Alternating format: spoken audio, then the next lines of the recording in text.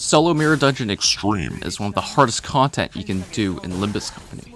I cleared it using a character with no special abilities and using half of its power. W Corp Yisong is a strong, fast, rupture charge ID that has a invade and a gloom skill 3. So, you might think that this Mirror Dungeon solo is gonna be easy peasy, right? well, the problem is, he's Uptie too. That means that I can't use his skill 3, barring me from using one of the best E.G.O gifts in the entire game. Luckily for me, this ID is so strong that it's still functional and is still pretty good at clashing, even with only 2 skills. If we compare him directly to LCB Mersault, if Mersault was a Toyota Matrix, this guy is like a Tesla Model 3.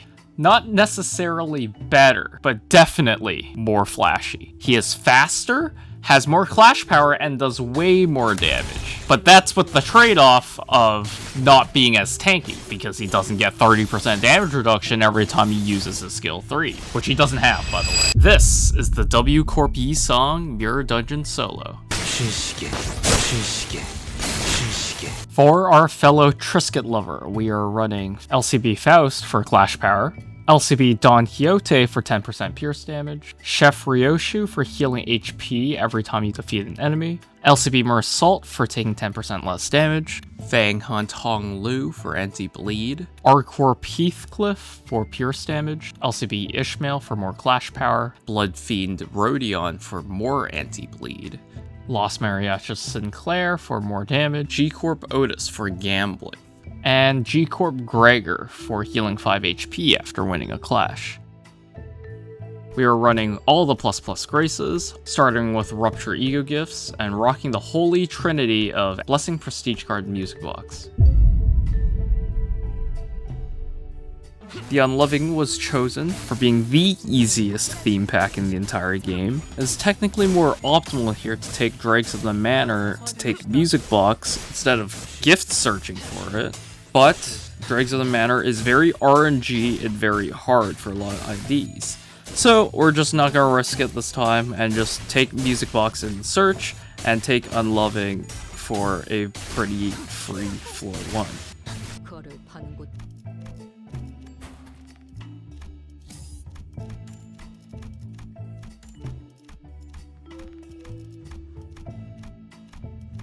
We re-rolled out of Frozen Cries because we know we're going to get it as a clear reward, and all the mounting trials in floor 1 don't really amount to much when you get into later trials in the game. We double upgraded both Thunder Branch and Charge Battery just because Thunder Branch just gives you even more damage as long as you're not using it for fusion, and the Charge Barrier is just really nice to have for survivability on a Charge ID. The other reason why we take Unloving instead of any of the other floor 1 E.G.O packs is because, although it isn't much syncing, Frozen Cries still provides syncing and, in turn, more clash power for the ID on a particularly easy floor 1. Yeah, as you can see here, W Corp Yisong has no issues with Unloving and clears it no problem. There are 3 certainties in life: death, taxes, and Hell's Chicken in a Mirror Dungeon run.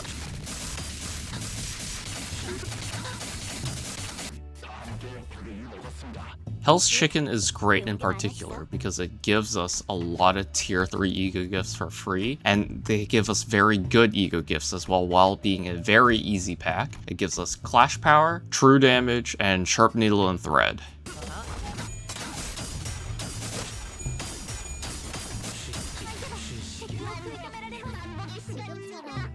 We take Carmilla as well because it's really nice for unfocused encounters.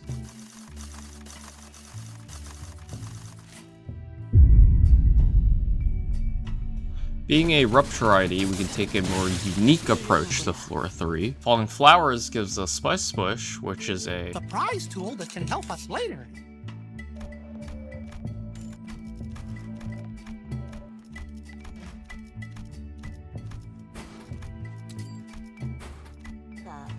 The boss that I got for Falling Flowers was Drifting Fox. There really isn't much to note about this other than that the Pleading Cries gets more clash power the more umbrellas there are. But with Thrill cleaving all the enemies with a Rupture at turn end, it kinda just made this boss trivial, and I basically win rated through everything.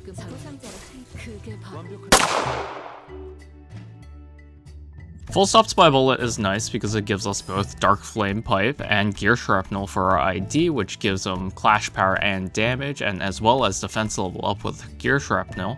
With LCB Mersault, we struggled a bit because we didn't have Carmella, nor did we have Blessing for the ads in Full Stop Spy Bullet. But this time we have both of them, so this run was pretty easy and smooth throughout. I think at this point, it's basically confirmed that Uptie 2 W Corp Yi-Song is probably better than Uptie 4 LCB Mersault. Who could have guessed, am I right?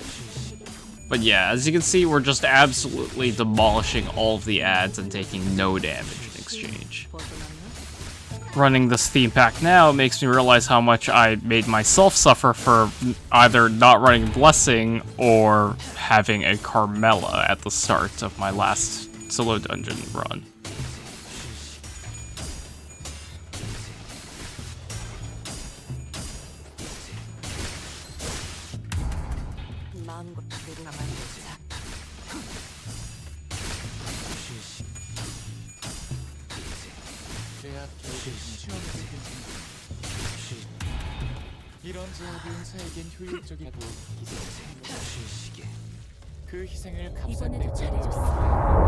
Line 3, we take this for egg, and that's it. We love our egg. In the shop, we fuse for the egg so we don't have to deal with the mounting trials. And also, we also got a bunch of other miscellaneous E.G.O gifts that are very good for helping us solo. The tattoo in particular lets us keep one of our 1 coin sloth skill, which allows us to get more damage up on offensive level up on our single coin sloth skill.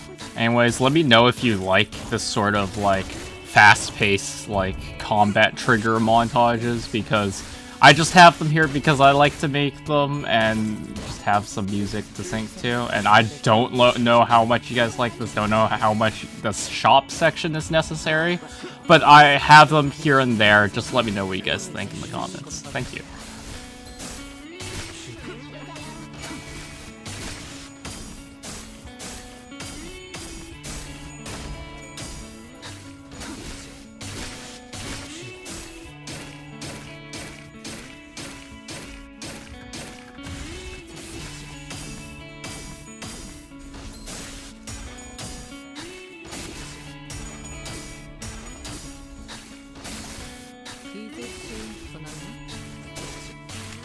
Time killing time. Badge is OP, you just gotta take it. I don't know what else to say.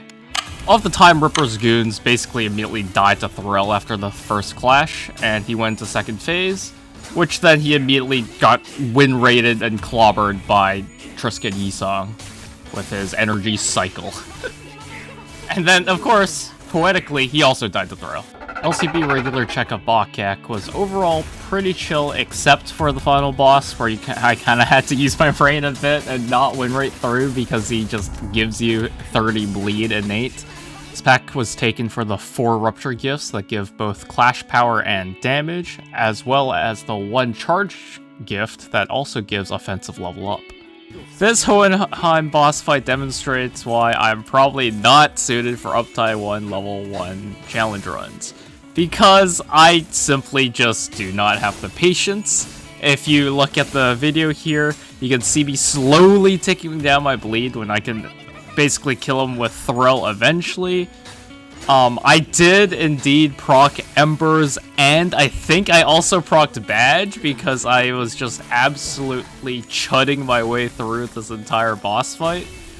But I just wanted this boss fight to be over with, and I already picked up Egg, Manor Box, and also Badge. So there is no point in me laying this drag on. I'm just gonna kill him. But just know that I probably could have done this by just evading the entire fight, but it really wasn't fun for me, or it might not be fun for you to watch, I don't know. But anyways, the rest of this boss fight was pretty self-explanatory. I would just clash him once, get the healing, Then after running down the clock through Thrill, I would just execute him right here and there. Ah yes, the W Corp Express train, famous for taking you from place A to place B in less than 10 seconds. This is the pack we choose for a plethora of charge E.G.O gifts that can benefit us in a multitude of ways, as well as crystallized blood for bleed cleansing. The sheer amount of E.G.O gifts that I have, Carmella, and the sheer amount of bleed cleansing that I had innately for my kit for my support passives of Fang Hunt to Hong Lu and Princess Rodion, this pack overall was pretty easy. In fact, the only times I really got hit were from either red coins or I just didn't even bother because not enough damage to even be considered a threat. The last boss of this game basically got rolled by Thrill and Rupture, and he couldn't clash with me whatsoever, eventually dying of Thrill in the end on his ultimate skill. You know, let's just take the time here to just appreciate how OP Evade is in solo runs. This Evade tool made me evade his ultimate skill that should hit no matter what, but I guess it just didn't and he died of cringe. Believe it or not, for floor 9 I took Unchanging. Now look, I would have taken this earlier, but I just never had the opportunity to. And you know that Spice Bush branch that we got from Falling Flowers earlier in the run? Well, now's the time to use it, because we can get broken glasses from Unchanging to get Spice Bush, glasses, and mailed letter. This E.G.O gift is really good for us, because it not only gives Rupture, final power, damage, offensive level up, and offensive level down on the enemy, but also gives us base power and haste, which is really nice for both our evade skill and just for clashing in general. Other than being just a little bit long because of the amount of encounter nodes there are, Floor 9 overall was a breeze. The ads didn't really deal any meaningful damage, even with all the sinking and tremor bursts they employed to really warrant me taking over or having to re-roll any fights. They kind of all just didn't deal enough damage. I was healing all of it and they were basically getting one shot as soon as I got 3 or more skills.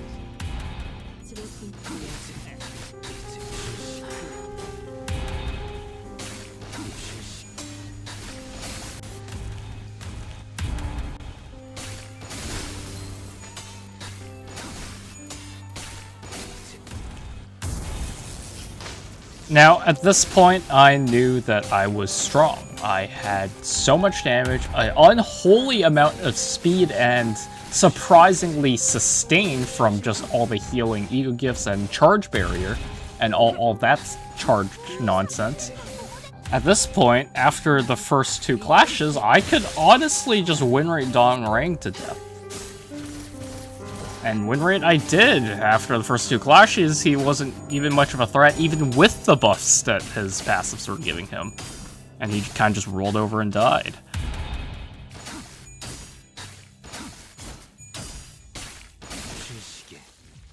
You know, I have a love-hate relationship with Line 2. It is one of the easiest packs in the entire game, but because of that, it is both easy, effective, and boring. It's really effective because the Bridle E.G.O gift makes it so that the max HP reduction adversities don't really affect your sinners. However, Sign of Roses doesn't really put up much of a fight, let's say, on floor 10. Also, can I just say that for a man who loves triscuits, he didn't really seem too keen on nibbling on the Sign of Roses' thorns, which, quite honestly, look like triscuits.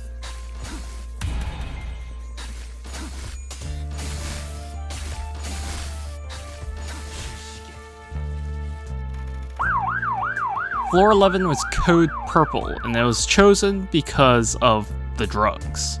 And I mean it.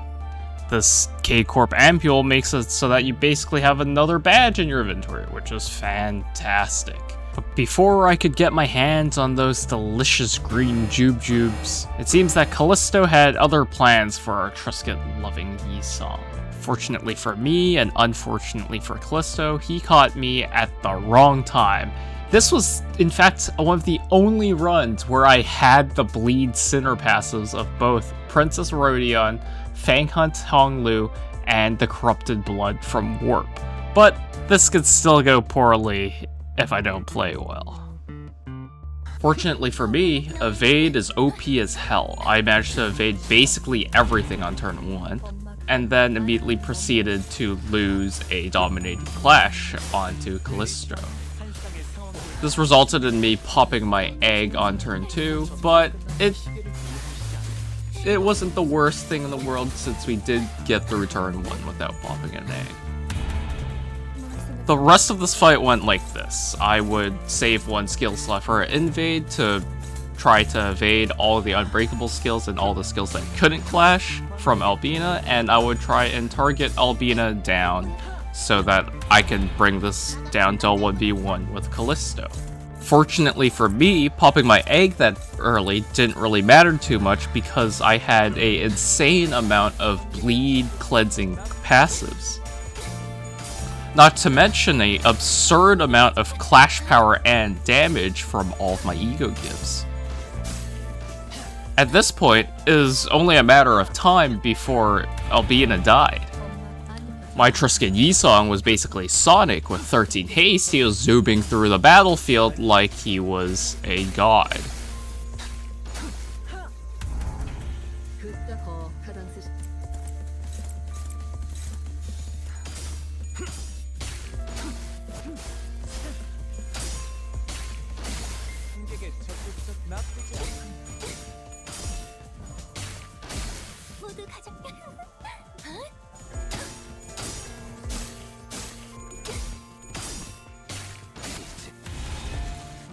After Albina died to Thrill, Callisto was next, and without all the coins that the two of them had together, the rest of the fight was pretty cut and dry, because he could not clash me at all, while I outsped him, outdamaged him, and outclashed him.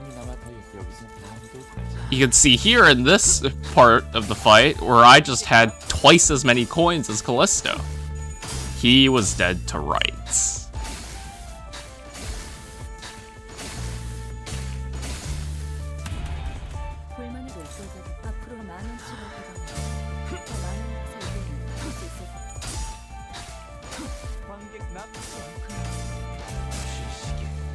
Like all hidden bosses, Callisto dropped his ring, which basically gave me a fuck ton of coin power because I didn't have that many coins on my skills.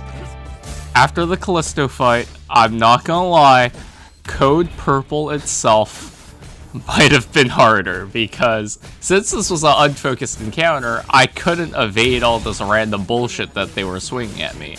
And as you might notice, on the first turn, I basically got my egg, my box procced, and then my egg got procced right after.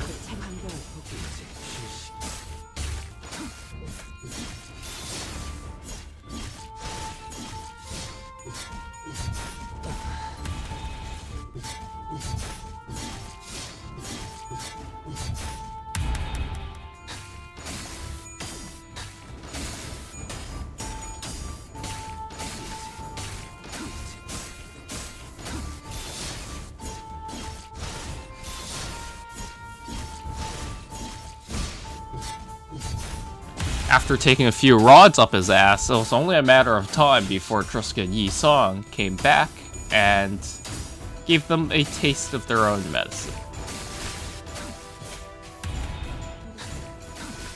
After the first wave, the rest of these fights were pretty easy. I had basically a full maxed out skill bar, which meant that I couldn't get hit by any unopposed attacks unless for some reason they could.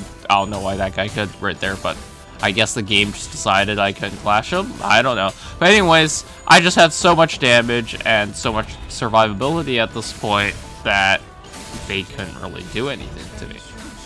This was an absurd amount of damage and clash power, even for a full Uptie ID. So, with W Corp Yi-Song at Uptie 2, I wonder how much of a monster he would have been at Uptie 3 or more. Triscuit Yi-Song raided his local Walgreens and he wanted his Triscuits now.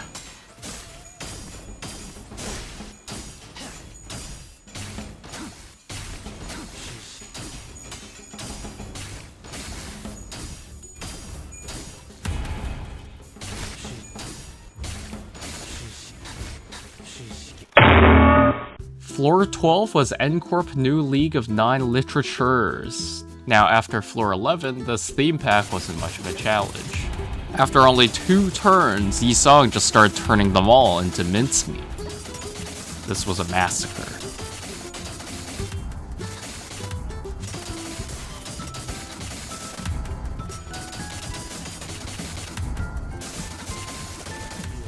Floor 13 was crabs, and they didn't really put up much of a fight either. This was just Triscuit E.G.O on his morning beach walk going to his favorite crab bar.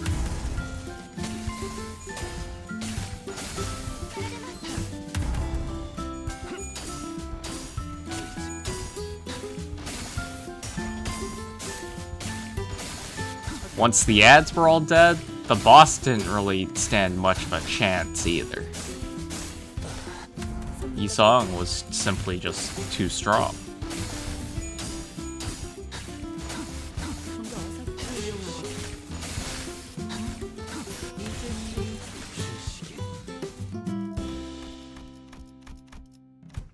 Floor 14 was line 3 Terminus. Now, I don't normally take this pack very often because it often ends up with me dying of cringe to the multitude of status effects that each of the bosses deal. But with Triscuit E.G.O, I think I have enough damage to just burst them all down and also have enough survivability to also just tank all of these debuffs. For the first boss wave, I was getting absolutely sauced by this clam. He procced both my egg and my music box, which means that I won't have those tools for the 2 bosses after this. Luckily for me, the fire butterfly was no match for the amount of energy cycles that our Triscuit E.G.O had. Although he did land a few hits, it really wasn't enough in the grand scheme of things to keep our Triscuit E.G.O down. And the fire butterfly, just like Icarus, flew too close to the sun and perished.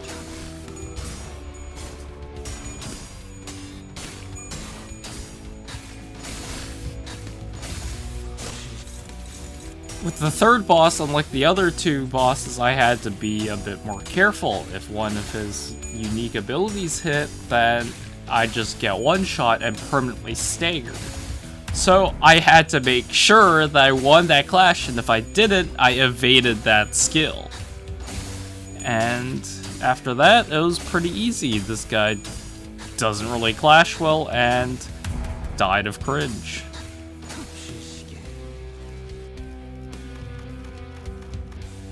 Floor 15 was Bridle of Infinity. Although these guys didn't have much clash power or damage, they had an insane amount of tankiness and everlastingness.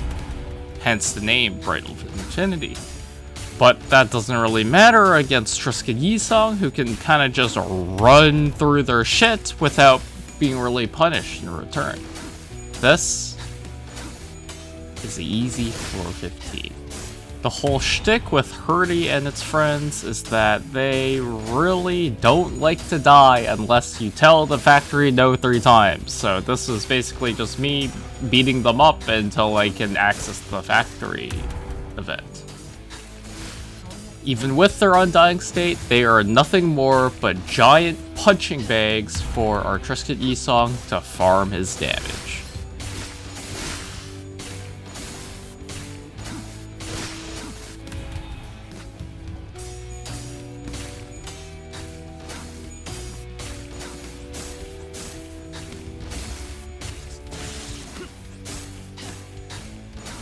After Hurdy was the ADV anomaly, which is the giant, what the fuck is it called again? The shock centipede. The whole shtick of this is you gotta have enough damage to break its head or else it's never gonna die. And break it we did, although we did take a few damage from the shock centipede, it really wasn't enough to really do anything. You can see here that it's also immune because it still has its self-charge.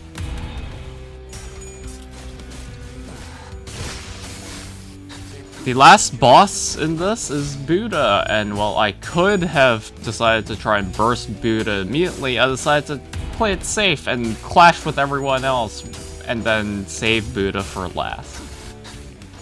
The whole shtick of this fight is you're meant to kill each of its ads one by one, and then kill Buddha at the end when all of its protection is gone. But you can kind of win right through this if you have enough debuffs and if you're a Rupture ID, like Triscuit E.G.O. And with that, this concludes the Adversity 60 Uptie 2 W Corp E.G.O. run.